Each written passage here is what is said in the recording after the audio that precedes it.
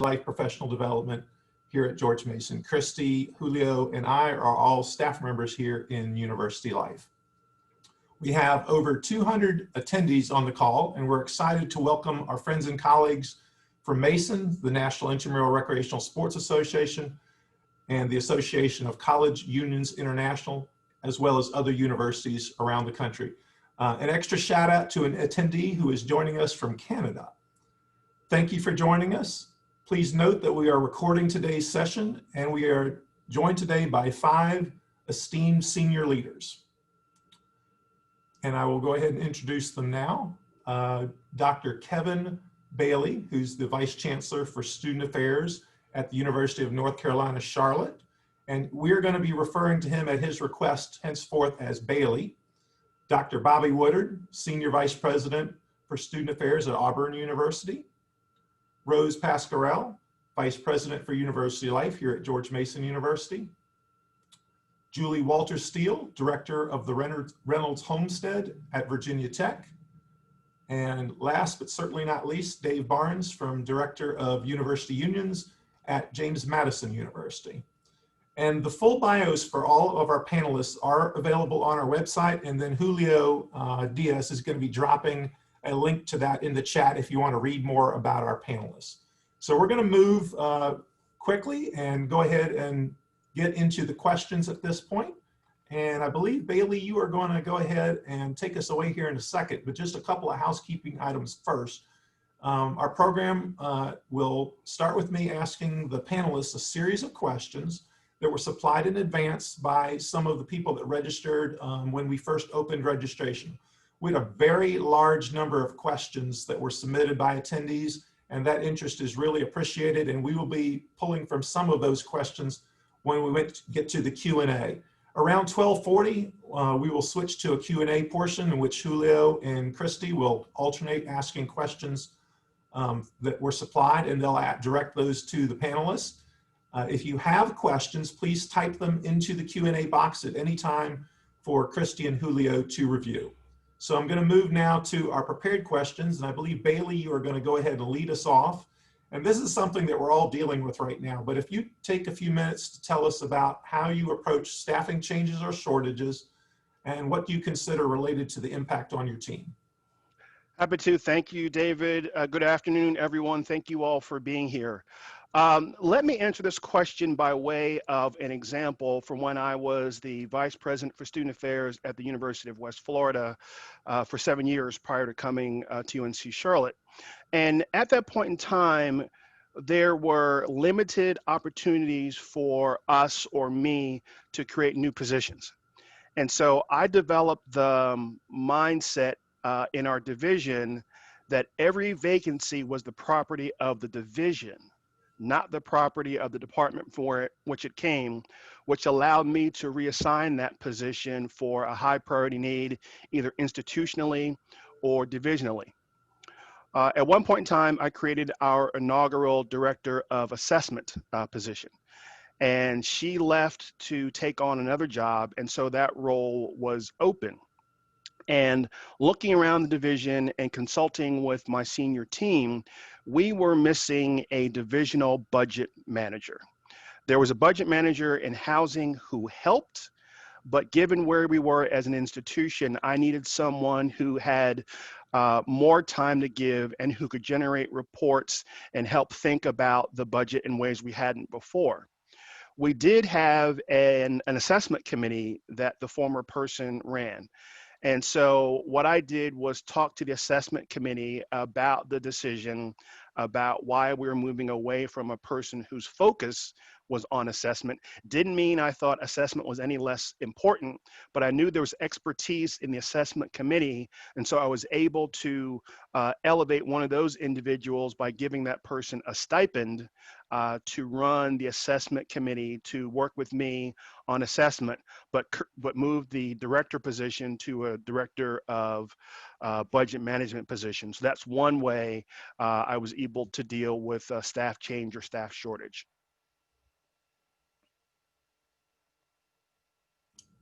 And Bobby, will you go ahead and respond to that as well for your situation at Auburn and some of the other places that you have been? Yeah, and so a lot of what Bailey said goes same here. You look at it, and every position is really belongs to the division and ultimately the university as a whole. And so I wholeheartedly agree with what he said on that. A couple of questions that you ask is, what will be the impact of the programs and services if I don't fill it? Or what are we missing? What's the impact to the student or the campus community?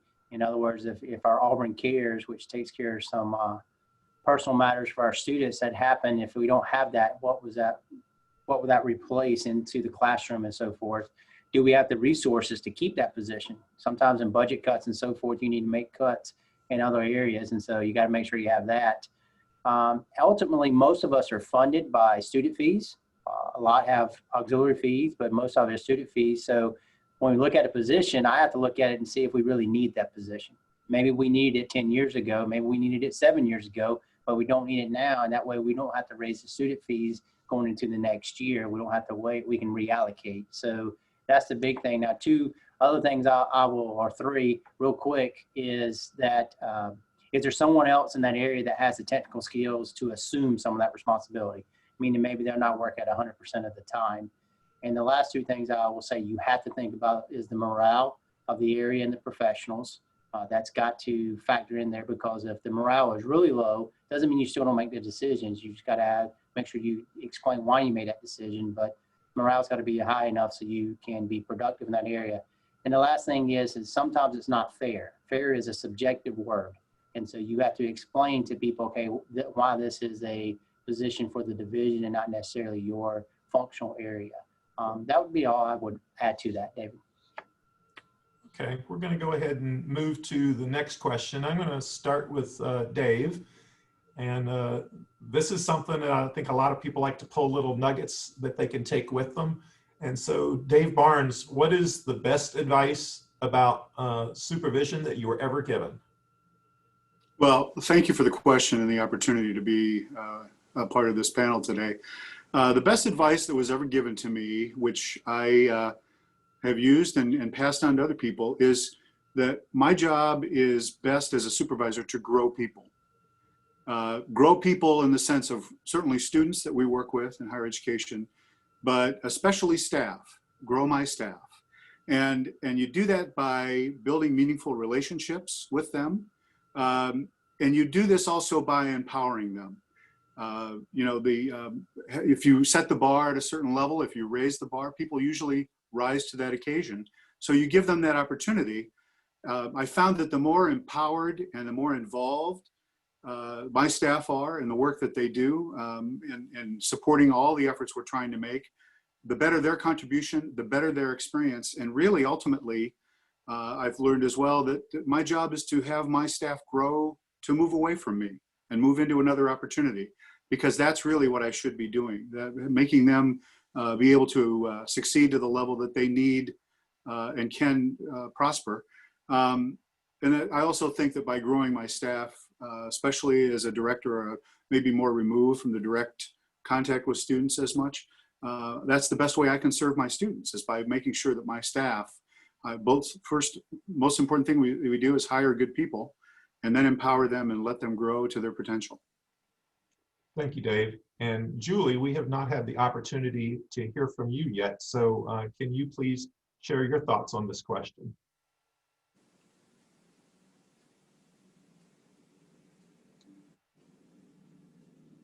Julie, you might need to unmute. Got it. Thank you, and good afternoon, everyone. So yeah, I think the best advice that I received, and some advice that I needed when I was the director of student unions at Western Carolina University, Bill Haggard, he's now the vice chancellor for student affairs at UNC Asheville. He really drove home the necessity of choosing your battles. I was facing a situation where one of my employees had been unjustly treated, in my opinion, by another administrator. And Bill was much wiser than me, and he taught me not to be too swift to fall on my sword, because he knew this particular administrator had favor among the hierarchy, and that I had already consoled and counseled the employee, and there really wasn't any permanent harm. So he helped me understand that this battle could not only jeopardize my future at the institution, but could also affect my staff. So I've tried to follow his advice, and so I never shirk from standing up for what I believe to be fair and just, but I do try to reflect on consequences of different actions that I would take to make sure I'm not inadvertently causing casualties along the way and in any attempt to fight for what I believe is justice and fair.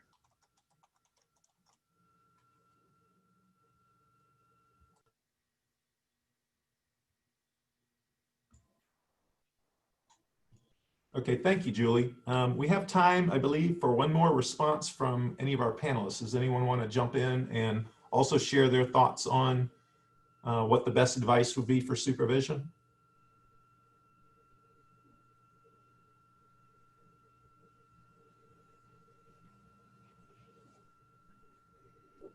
Dave, I would just say that the best, as I said in my video, was the only resource that increases in value are people. So you got to take the time. We look at policies, procedures every day. We take the time to read those.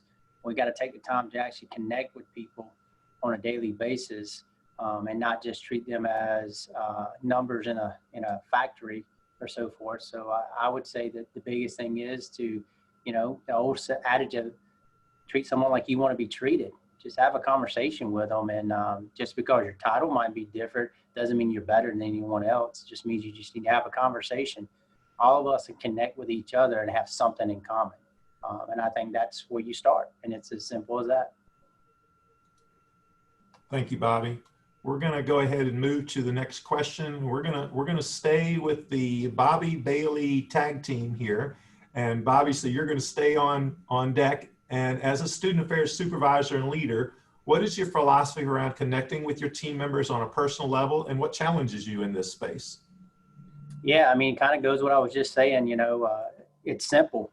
We're all people, so we should be treated as such. And just because the title says you are somewhere, your pay grade says it, doesn't mean that you're any better. It doesn't mean what you do on a day-to-day basis any better than anyone else. And we all have an impact on how our campus community activates and works. And so with our students, I think the best thing is I try to connect with each person in the division. I mean, once the first Wednesday of every month before COVID, now we just do it virtually, we would invite the whole division into our ballroom, about 300 people, and we'd have coffee and hot chocolate.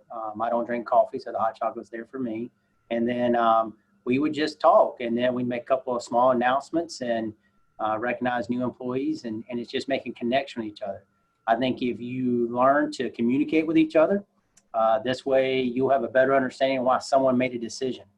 Because I decided to go right, they decided to go left, but we came to the same decision in the end, or a little variation of that. I'd have a better understanding if I understand what that person was, or who that person was, and where they came from, and kind of some of the things that they're bringing with them from their experiences. The biggest thing now that I think for me that we're dealing with is generational differences, whether someone be a little older than I am or a little younger than I am, and understanding the difference of how we grew up with the technologies and also how we communicate differently. The other thing is you got to make it personal. I said when I got this job, and I still remember when I was interviewing, my interview was once a month for 6 months for this job. And I remember coming to the 4th month, and it was the in-person interview. And I said, my job is at least once a week, get around to every office. Well, I haven't done a very good job of that. Now, I will say about every 2 weeks, 3 weeks, I try my best to pop my head in. Of course, this is before COVID, and it's a little bit more of the personal touch. But we also send out birthday cards. So this week, I'll get the birthday cards for October, and I will handwrite all of them, and I will send them out, and then we'll mail them out 3 days before someone's birthday. Everybody gets the same card, different little message on there, and that way, by talking to them, I know a little bit, so I can make some personal comments versus just signing my name. And I think that, I hope that means a little bit to somebody else. I hope if they're having a bad day, or if they don't have anybody else at their house, if I open that card and get mail, I'm still a junkie. I love going to the mailbox every day, even if it's junk mail. I love opening the mailbox and seeing what's in there. And so I hope it's something special for them. Now, the direct reports, I'm a little closer to than anywhere else. I do keep a lot of stuff private. I understand that. But every year after Thanksgiving and we get through with the fall semester, I have my direct reports over to my house. It's the only time I really open my house. for anyone. And I have them over there, and my wife and I, and we, for about 2.5 hours, have heavy hors d'oeuvres. And the only thing is we don't talk about work. They can bring +1, whoever that is, whether it's kids or husband, wife, partner, friend, doesn't matter. And we just sit around and talk and enjoy each other's company. And that way we get to see who people are. We get to see you without the tie or without the shoes on, or just enjoying the day and talking with each other. Human nature, we get along with some personalities better than others, but you got to understand you got to treat everyone fairly. So I try not to go to lunch with a lot of people individually. So I don't want to be seen as unfair treatment. But for me, it's a challenge with all of us, because we are attracted to some people different than others. But I think you just got to make an effort to go there and be uncomfortable in some situations and go talk to them. Bailey, I'd like you to kind of weigh in on this. And obviously you have a strong professional connection with the chair of the Supervision Collective. And so I thought you would be able to weigh in and share some really good feedback. I do. Shout out, Rebecca, to you. So echo 95% of what Bobby said, from the division meeting to the senior team, and having them over or treating them a little differently. At our division meeting, which is quarterly for us, I try to once a year remind people who I am as a leader. And I would say I identify as a cisgendered, middle-aged, black male, city boy, Greek letter, fraternity affiliated foodie from Philly. And so that lets people know a little bit about who I am. And certainly I've got natural connections with fraternity brothers, with our African-American staff, and certainly around football season, whether it's college or NFL, there's always opportunity for dialogue and conversation. I try to make myself available to folks, and Bobby was talking about, the lunch thing. I'm open to the lunches when people invite me. I don't necessarily go and invite someone to lunch, but if they invite me to lunch, I'm open. And the challenge or the disadvantage is sometimes, whether it's the black staff or fraternity brothers or the person who invites me to lunch, there's a perception that those individuals are getting a benefit from that interaction with me that is untrue. That I sometimes try to explain, but still it's in people's heads. And frankly, I know I'm not doing anything wrong, and so I understand it's there, but I still continue to engage, in those particular ways. My colleagues will know the phrase, "it's lonely at the top." And so from a personal perspective, I don't always I don't think I ever really let my hair down. Well, I don't really have any hair, but if I had it, I wouldn't let it down. There's only so far I think we can go in terms of, generally speaking, in the personal space, how much you share. And again, to Bobby's point, probably share a little bit more with my senior team than I do, with others. But again, I don't know that I can ever really be completely free to share. I mean, I'd probably call, Bobby or Rose or, a colleague to talk, VP to VP before I would necessarily, air UNC Charlotte dirty laundry, with my colleagues. Okay, thank you, Bailey. We're going to go ahead and move on to the next question. And Rose, we have not had the opportunity to hear from you, so I'm kind of wondering what strategies do you lean on to build a dynamic leadership team, and then talk a little bit about what you're thinking about when considering how best to position those leaders within your organization.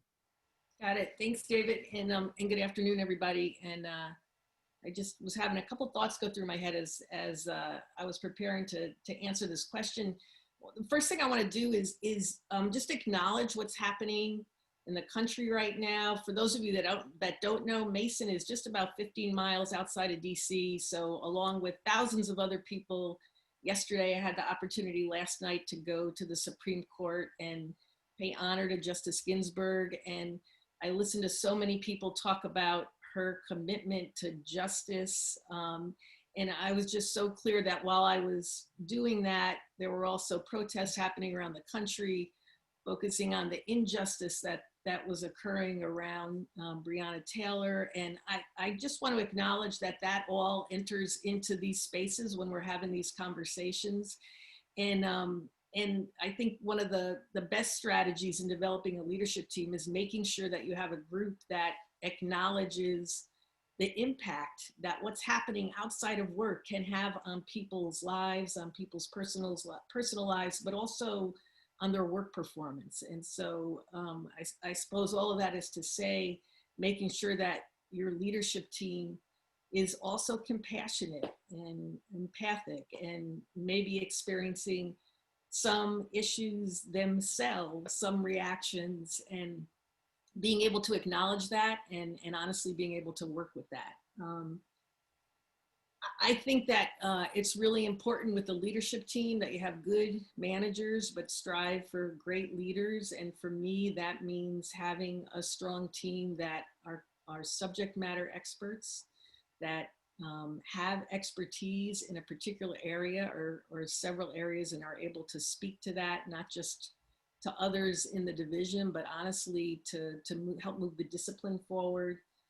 It's so important that the leadership team focuses on putting students first, and then particularly in this moment that we're not complacent. So there's so much shifting and changing happening in higher education right now, so much shifting and changing, I think, happening in student affairs, that it's really important to have a leadership team that understands the need for flexibility, particularly at this point. And I think, you know, Bobby talked about maybe having folks see that they're members of the division and not necessarily members of one particular unit. And I think the more that we develop leadership teams that understand it's kind of one for all and all for one, and that the goal is really focused on how we serve students most effectively, that may mean that people's roles may need to shift. So having a leadership team that can convey that, particularly in a large division, is really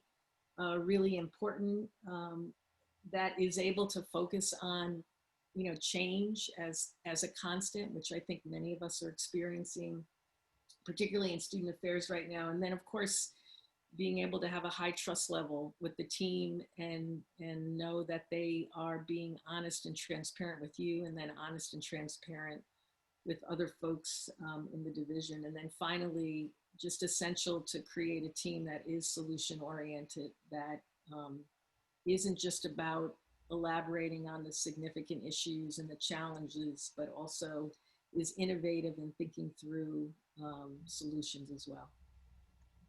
Great, thank you, Rose. We're gonna kind of go to Dave with this next question. And I know, Dave, you've been at James Madison, I believe, for 27 years, and I believe you indicated you've been at 5 different institutions. So I'm confident that you've got some thoughts in this that you can provide for us that will be useful. Yes, thanks. Well, you know, again, the theme I talked about before about empowering people still works here. When you build a team, trying to find people, the most important thing we do is hire good people and let them do their jobs. And you want to find people who listen well, but are also open to ideas other than their own.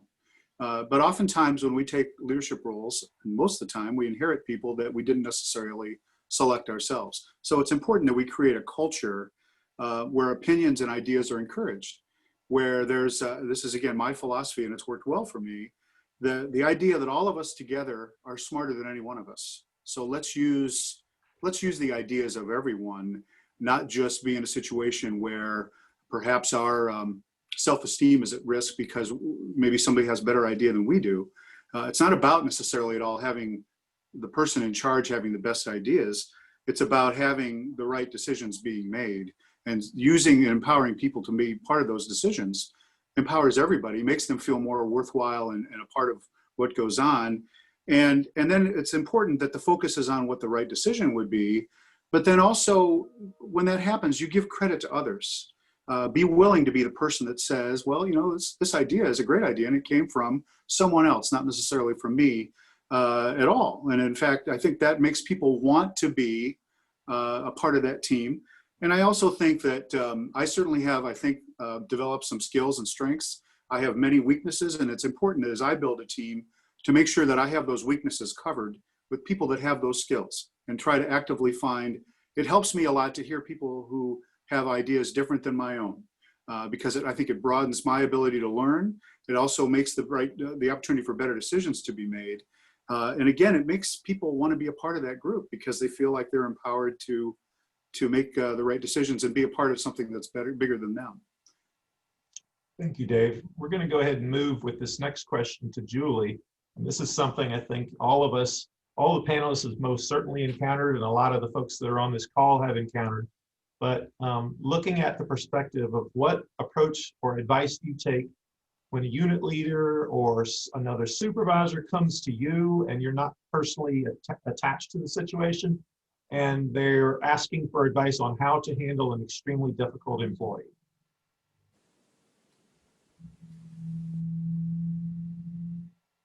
Julie, you may need to unmute again. Gotcha. Sorry. Being difficult here. Certainly, yeah.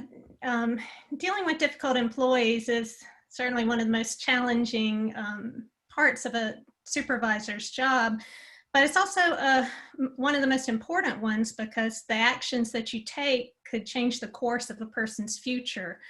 So if you have staff or others voicing concerns about a disruptive behavior of a coworker and you start to see that this employee's actions are affecting the overall morale and productivity of your staff, you have to address the situation.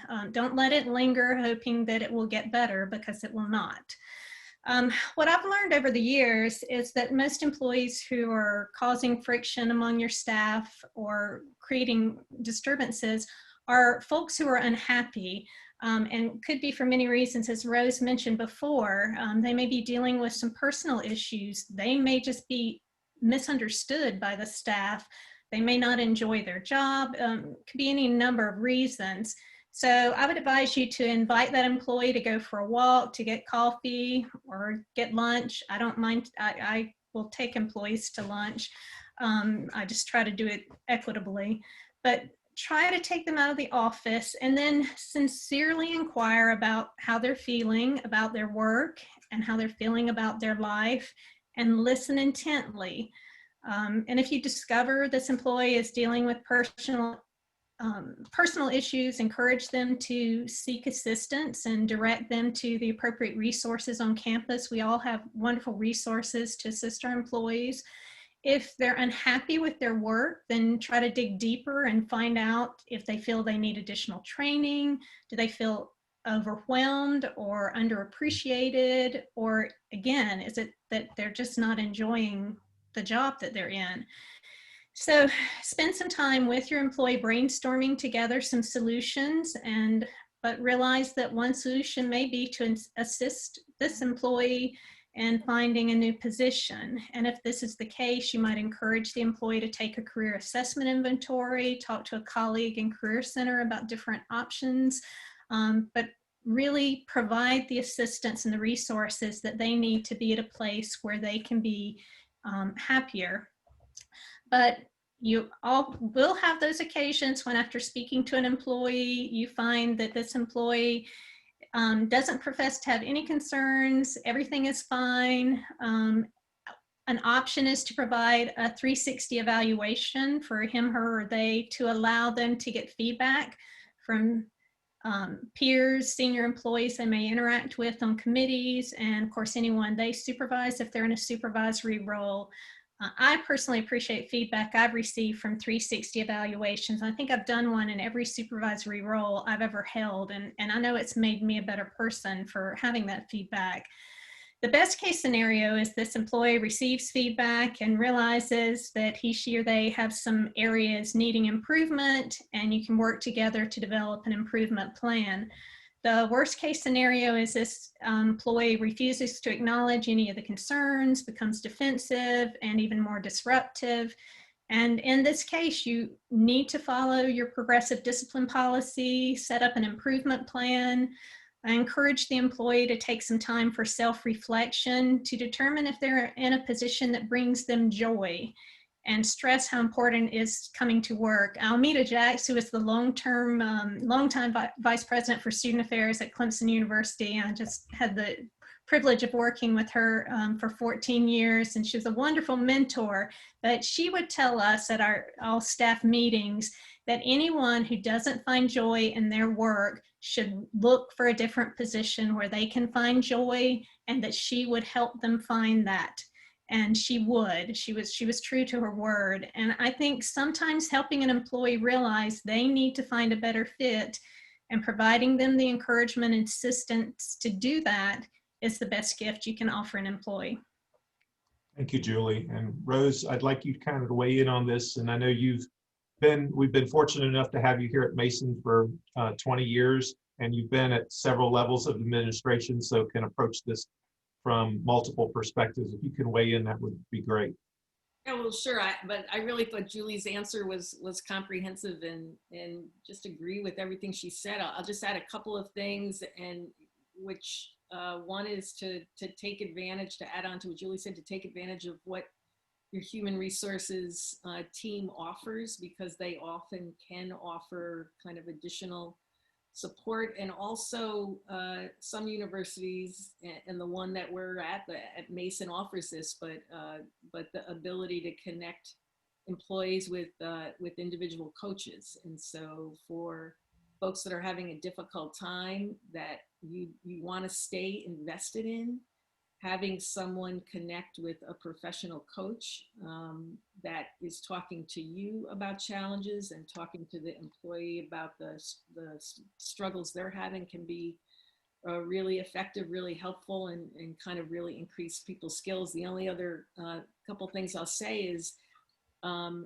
if you're looking at an employee that you're calling difficult for whatever reason, what's the impact that they're having on others, but also what's the impact that they're having on students. And so sometimes, by the way, that impact can be completely opposite, and there's a message in there, right? If an employee is really connecting with students but not with staff members, or the other way around. So I think there's some good questions to ask and to look at in terms of overall performance. Thank you, Rose. We're going to go ahead and move to the next question. Bailey, you will be up on deck here for this one. And it's something that all of us face at whatever supervisory level that we're at, but just the stakes get higher as the position goes higher up in the organizational chart. But talk a little bit, or explain your process for making tough decisions, what factors you consider, and what are the best ways to manage change for your staff. Sure. Thanks, David. So again, let me answer this question by way of an example. So again, this is my 4th year at UNC Charlotte, but near the end of my first semester, I announced a realignment in the division, a reorganization in the division.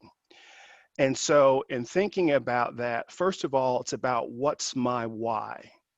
Why is this going to happen, and what's going to be better or different as a result of this particular action?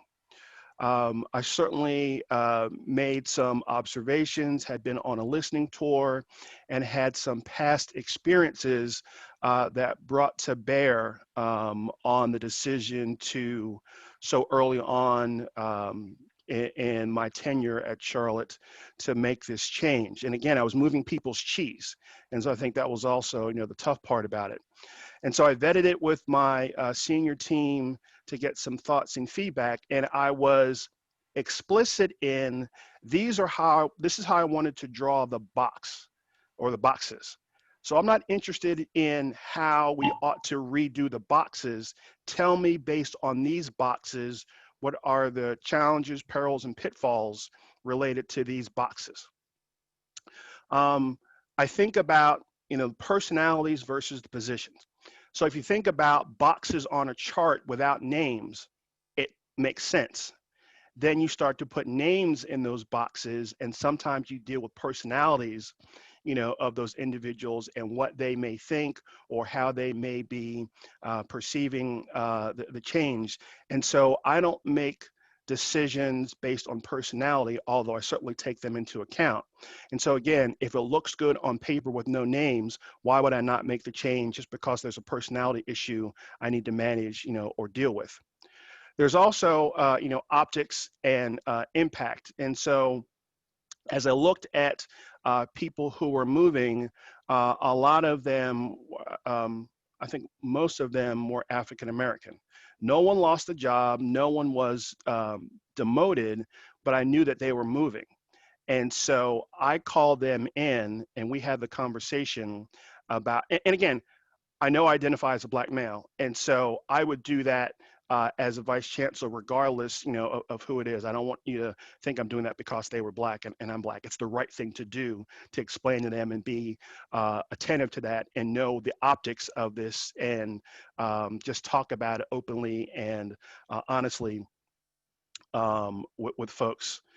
I think the other thing to consider is, does this do anything to disrupt our ability to serve students? And in making that analysis, the answer was no. Matter of fact, it enhanced our ability. So one of the things I did was create what's now common on a lot of campuses, a health and well-being, unit. So a health center, counseling center, wellness promotion, and recreation. Recreation was the part that was moved to create the well-being unit. And so holistic focus on well-being was the goal, again, that benefited, our students. And then in terms of managing the staff, someone earlier in the conversation talked about owning the decision. The decision was mine. It wasn't the senior team asking me for this. It wasn't necessarily thought of collectively, although the team bought into the decision. It was mine. And so I stood up at a division meeting. So again, I'm relatively new in this position, and explained to everybody, sort of getting inside of Bailey's head, why I did this, what the benefit was, even delved in a little bit of moving my cheese, and brought that book into the presentation, explain about, how people respond differently to having their cheese moved, understanding that no one was leaving the division. Again, no one's getting demoted, no one's getting fired. Everyone's still, within the structure of student affairs at UNC Charlotte.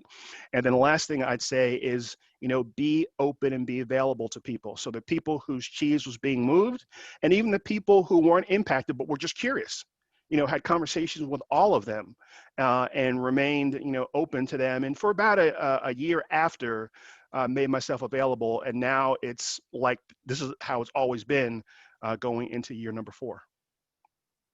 Thank you, Bailey. We are going to go ahead and move to the final one of our scripted questions. And I'm going to start this one with Julie. What is the biggest mistake you've made as a supervisor? What did you learn from it? And how have you incorporated it into your supervision style?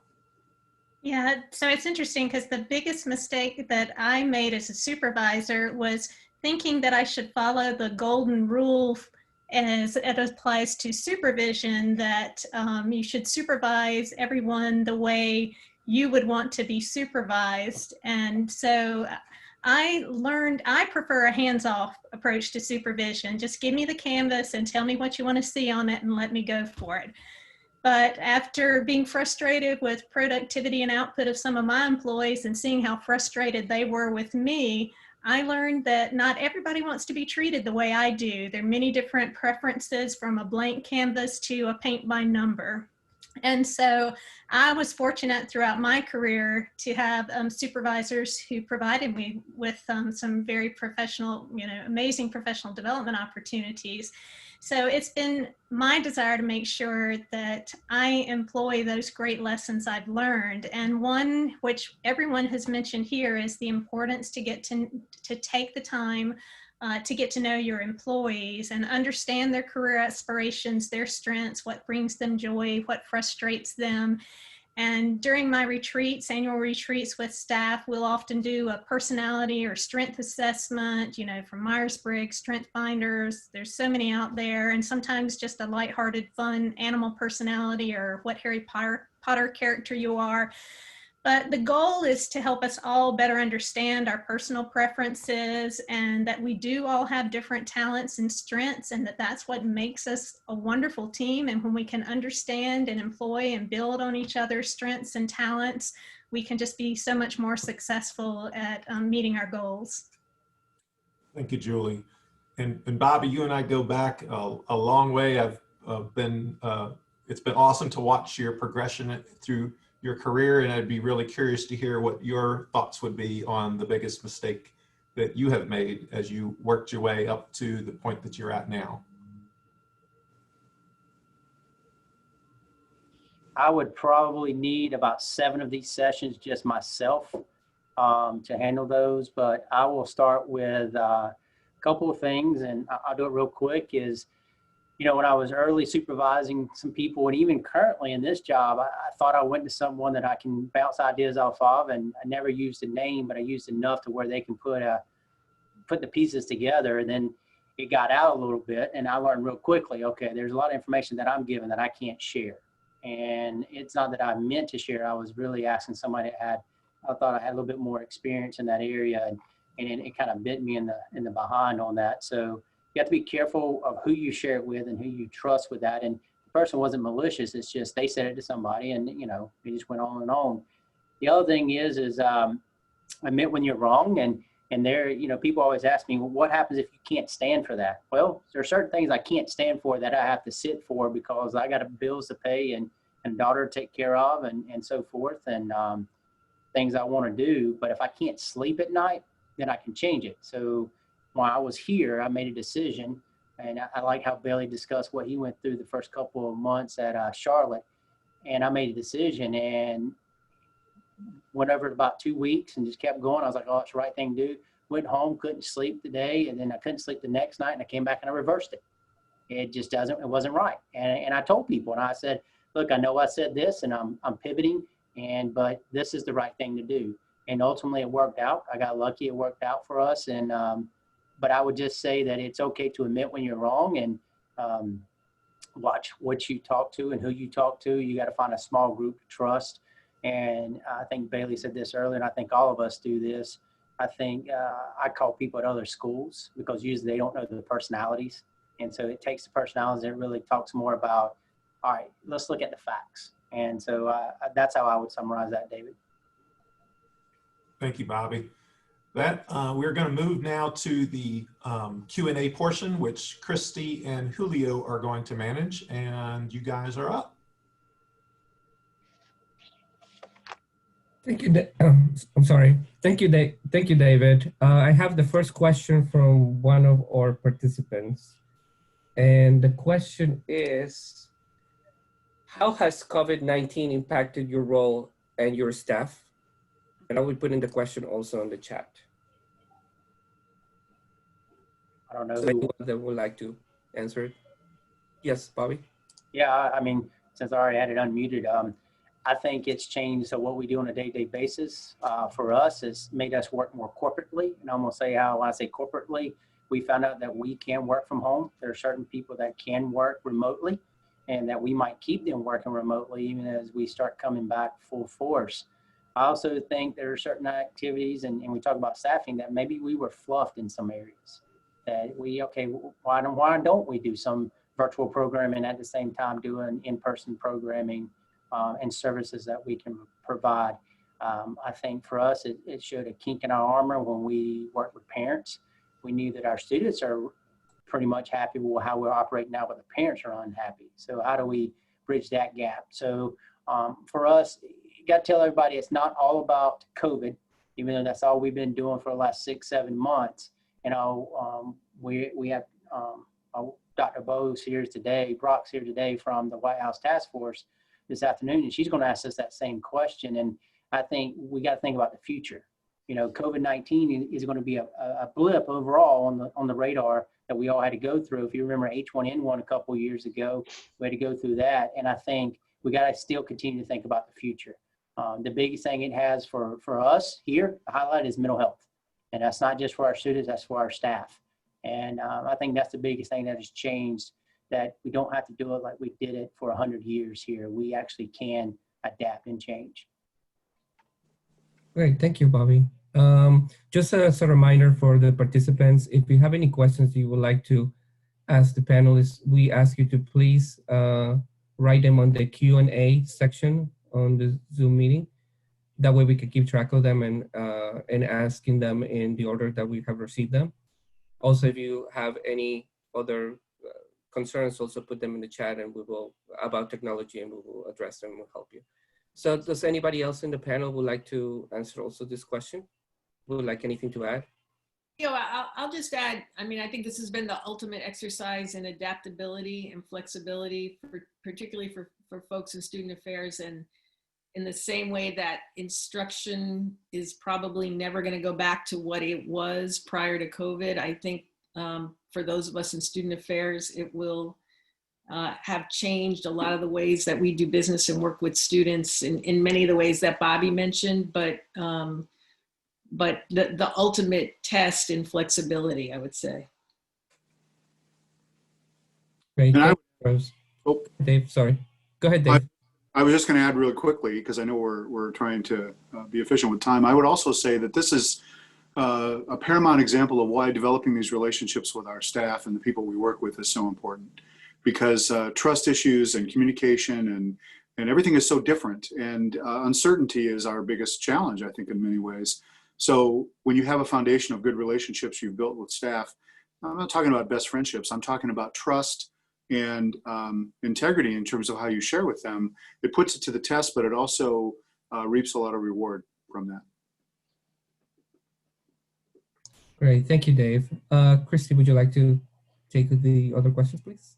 Absolutely. Those were great responses and timely advice, and discussing relationships and managing how to interact with a supervisor or a supervisee. This question is about in the perspective of the supervisee. How is it best for them to manage up if they're maybe not receiving enough consistent communication, or if they're receiving a supervisor who is micromanaging them? But what advice would you give to an employee that is not getting adequate supervision or guidance from their supervisor? Anyone wanting to take the lead on that one?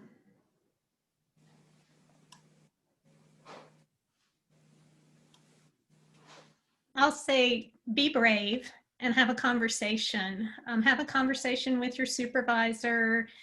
Be as honest and candid as you feel comfortable being, just to let them know that you're struggling with how your work relationship is going, and that you would prefer to have more feedback or less feedback.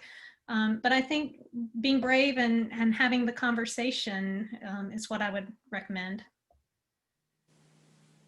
I would quickly echo that and say, I think a lot of times people that work, and we as well, for the people that we work for, we assume that they understand what our needs are, which is often foolish.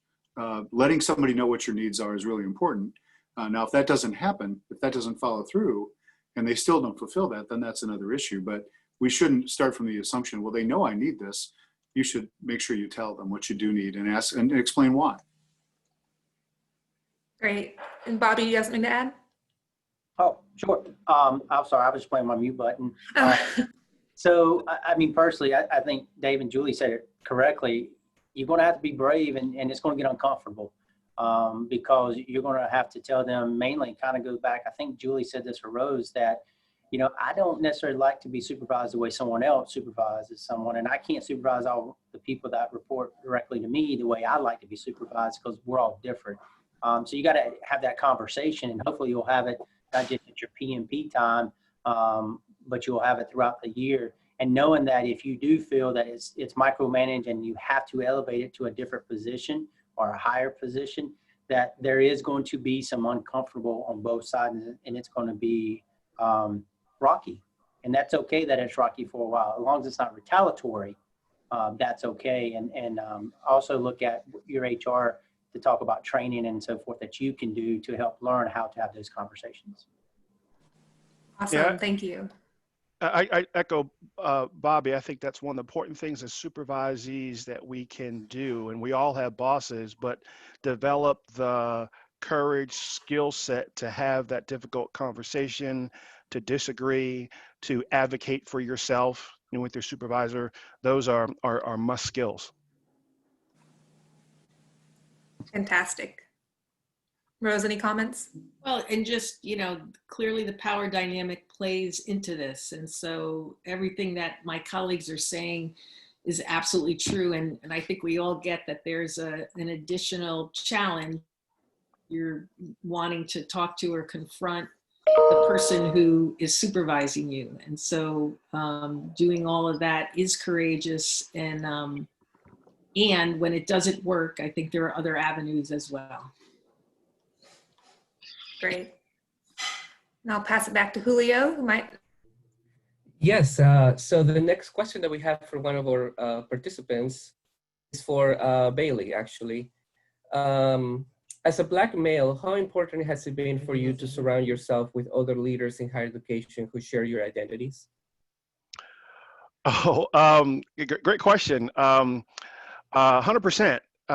There's a group of us who have been meeting throughout COVID, Black male vice chancellors, as safe spaces, and it's not just about COVID, frankly. It's about the racial injustice that's been going on and the unique pressures that we face as Black male vice chancellors, whether there is or is not a chief diversity officer, on our campuses. And so it's critically, important for me, to have those connections and relationships. And obviously those are not the only ones, but in this particular time frame, they've been very helpful to me. Great, thank you so much. Do we have more time for one more question, or? I think we can get one more quick question in. This one popped up twice in the Q&A section, so I'll read this one. I'm curious to learn how you discovered and developed your leadership and supervisory style. What theories or experiences helped to inform this?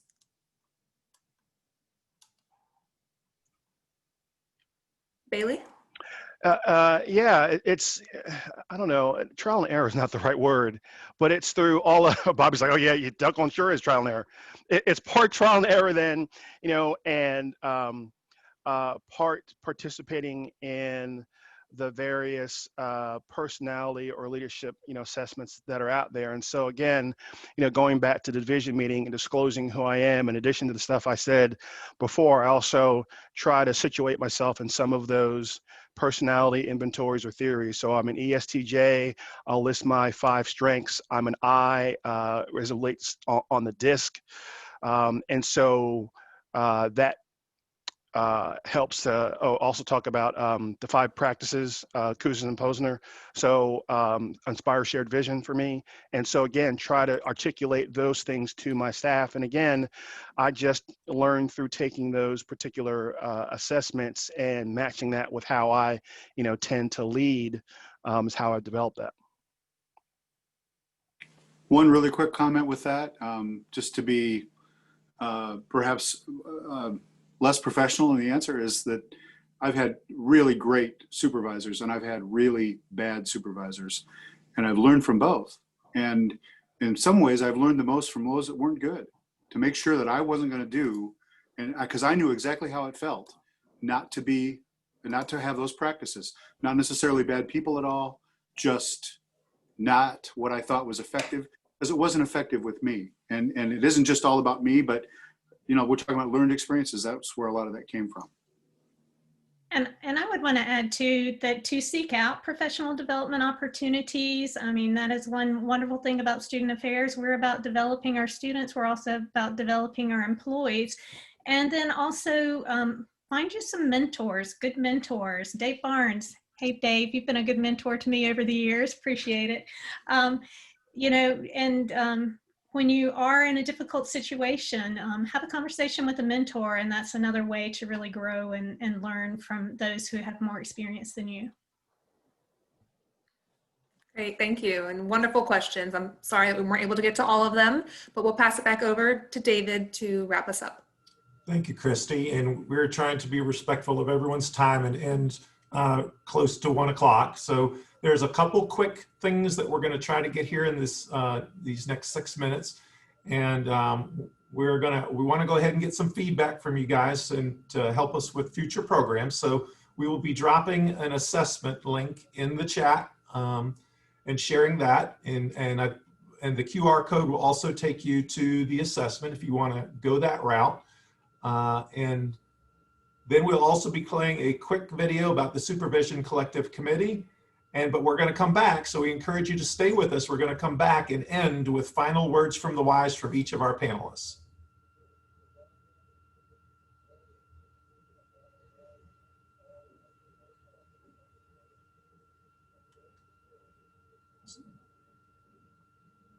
We are going to play the video while you're doing the assessment, and then we're going to come back with our final words.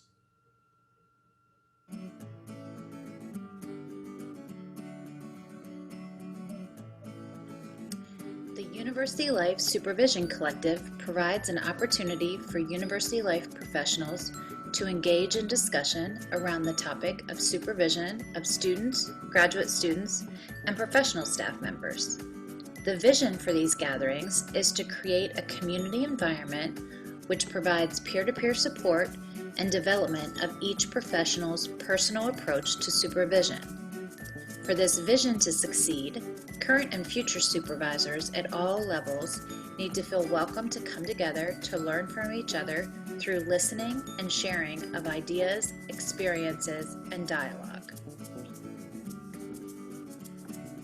Some of our past programs include Strengthen Your Feedback, Supervision Panel, Lunch and Learns, Evaluation Cycle, A Year in the Life of a Supervisor, and so much more. This is me, Amy Snyder, and I have the pleasure of working with the following committee members.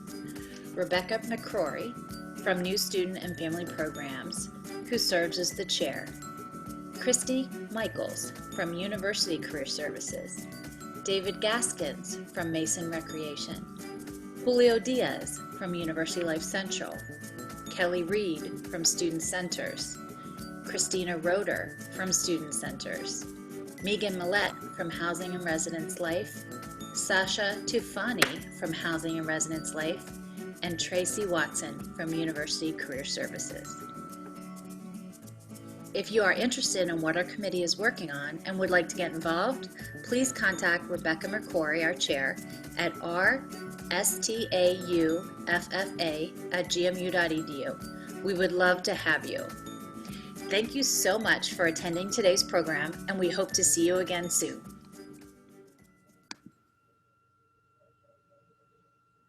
All right, thank you very much. So we want to thank everybody for attending, but most definitely also want to thank our panelists. We have worked these folks a lot harder than most panelists, and we had them put together the supervision resources that you received, the intro video, and we have been in touch with them since July, and all of them have just done an awesome job of working with us to hopefully make this a program that each of you enjoyed. So we'd like to go ahead and go to our final words from the wise, and we're going to start with Bailey, and then Bobby will be next. Just real quick, you're not in this alone. You've got other supervisor colleagues, you've got resources, you've got human resources to bounce ideas off of. Never think you're in this by yourself. Bobby? Yeah, mine is probably going to show more about my personality, but we woke up this morning. We'll figure everything else out. And you got to have fun. You got to smile. We deal with some crappy stuff on a day-to-day basis sometimes, but it's ultimately all going to be okay. And I agree. Just enjoy each other. And that would be the final words. It's just, look, you woke up. We'll figure it out. Rose?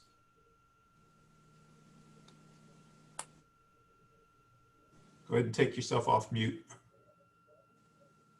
Sorry about that. Julie, sorry about that. Thanks so much to the collective for organizing this and putting it together. I so appreciate my colleagues, and thanks for inviting me to be on this, even though many of you know me and hear from me. I'll say one thing. We spend more time with each other at work and with our colleagues at work in terms of hours than many of us do with the members of our own family. And so it is to all of our advantages to create an environment that is pleasurable and where we can all be ourselves for everyone. And so I hope we just keep that in our minds, that we're trying to create great work environment so that people really enjoy coming here and serving students. Thank you, Rose. Julie? So I want to make sure that I get this right. So I wrote it down. This is a quote from Henry James. So there are three things in human life that are important. The first is to be kind. The second is to be kind. And the third is to be kind. And so my parting words are to be kind and to find ways to bring joy into your workplace, have some fun with your staff, and show appreciation for all the great work they do. Thank you, Julie. And we'll go ahead and end with Dave. Yes, thanks again to everyone involved in putting this together, and thanks again to my esteemed colleagues with this great advice that's been shared today. You've heard me talk about empowerment, and I'll just, what resonates for me, talking about a last piece of advice is a quote that I live by from Lao Tse, and it is, "A leader is best when people barely know he or she exists. When his or her work is done, his or her aim is fulfilled, they will say, we did it ourselves." Thank you, Dave. Please complete the evaluations. We have now concluded the program, and thanks to all for your attendance.